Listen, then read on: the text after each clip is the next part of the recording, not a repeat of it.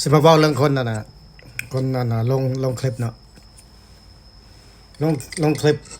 ก็ให้มันมีความจริงแน่เอ่อในคณะก็เช็คเบิ่ง2-3หม้องคณะเว้าเรื่องกันนะเรื่องเนรเทศเนาะเพราะว่าเดี๋ยวนี้มันเป็นประเด็นใหญ่ขนาดเลยประเด็นที่คนที่สนใจแล้วก็เห็นให้คนย่านกับย่านแบบต้อง feel good เนาะคือค่อยนี่ถ้ามันบ่จริงเขาบ่ลงเลยหนึ่งมาเขาก็มีอันน่ะน้องชายเป็นน้องสาวเขาก็เป็นทนายเนาะเขาก็ต้องได้ล้มเพิ่นนี่คือกันแล้วก็เบิ่งอยู่ Google เบิ่งอยู่ChatGPT แชทอยู่ Bing อยู่หยังแล้วแต่เอาเก็บกำข้อมูลมาเพราะว่าบ่อยากลงไปละมันบ่แม่นความจริงหันนะอันนี้มันแฟกต์เนาะมันเฮ็ดให้คนเฮาแบบว่าแบบเป็นห่วงโดยบ่จำเป็นต้องเป็นห่วงว่าซั่นซะเรื่องเมื่อวานนี่เนาะข้อยก็มีหมู่อยู่นี่คือกันนั่นน่ะก็จะอัน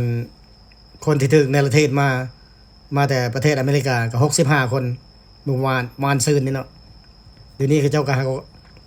อยู่บนกักขังแล้วก็อินเทอร์วิวอย่างนั้นแหละตามรัฐบาลเขาเจ้าแหละรัฐบาลลาวก็ต้องได้เบิ่งซะก่อนนั่นแหละเพราะว่ากับประเทศเขาเจ้าเพราะว่าคนถึงในประเทศเนี่ยก็จะต้องฮู้ว่ามันในประเทศในกรณีใดเนาะเฮาก็ดีใจที่สุดที่รัฐบาลลาวพวกเพิ่นรับเอาเนาะก็คือว่าแหละถ้าเจ้าเฮ็ดผิดอยู่ไสมันก็ต้องได้รับผิดถ้าเจ้าจงใจเฮ็ดผิดถ้ามันร้ายแรงเนาะต้องรับผิดตามกฎเกณฑ์ของกฎหมายแหละถ้าเจ้าบ่จงใจกระทำผิดเจ้าก็สิบ่รับโทษอันน่ะแบบร้ายแรงว่าซั่นซะส่วนหลายนี่ขณะมันจงใจแล้วก็กระทำผิดก็จำเป็นต้องได้รับโทษกฎเกณฑ์ของมนุษย์นั้นๆเนาะบ่ซั่นนี่สิมีแต่โจรทั่วโลกนี่แหละขณะบ่มีกฎมีเกณฑ์บ่มีlawบ่มีคือมีแปรอยู่ไสก็ยังว่า nobody lives above the law เฮ็ดผิดกฎหมายน่ะก็มีหลายอย่างจงใจร้ายแรงหรือว่าคดีแบบใดเรื่องที่ว่ารับโทษก็สิแม่นเป็นไปตามลำดับเนาะทางที่ดีบ่เฮ็ด